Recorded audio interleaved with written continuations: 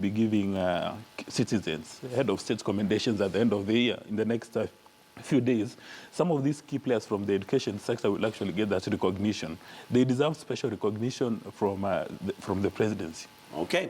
Still on the front page of the Standard, and we have the blame game that's been going on. And this morning, the question we're asking is whether the blame game between the opposition and government is yielding any fruit when it comes to fighting graft. But away from that, this particular story is focusing on Kalonzo, a senator and a member of parliament. According to Mutua, Governor Mutua, apparently grabbed land. And this is when Kalonzo Musyoka was deputy, or rather vice president. Well, two things come to play. I doubt whether Dr. Alfred Mutua was summoned to the Senate to go and discuss Kalonzo Musyoka. He's supposed to go to the Senate and address issues affecting his county. But because for some reason, he doesn't want to go down alone. And you know, when you're in a river and there's a flood, you even want to clutch on straws. And I think that's what he's doing. He wants to drag the reputation of Kalonzo Musyoka through the mud.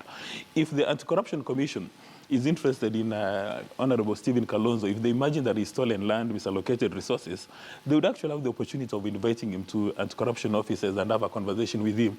So for Dr. Alfred Mutua, he should focus on issues, especially on procurement. Because I understand, according to best practices in procurement, number one, if you work in the public sector, you're not allowed to buy second-hand vehicles.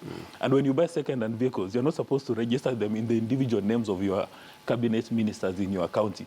But you know, from the information you get from the Senate, he's flouted procurement procedures, he's committed so many sins against the nation Kenya. And when you get invited to the Senate, please go there and address those issues. Stop digressing.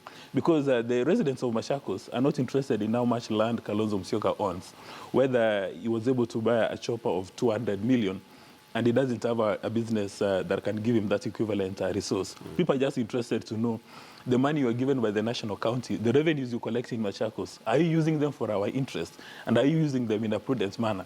And so if at all, I guess he has a problem with the former vice president, then really what he needs to do is forward that to the relevant authority and office with his complaint and a letter and let them do their work. Yeah, because if you're given 4 hours at the Senate and you spend 3.5 hours crying over Kalonzo Musyoka, you're not addressing the issue.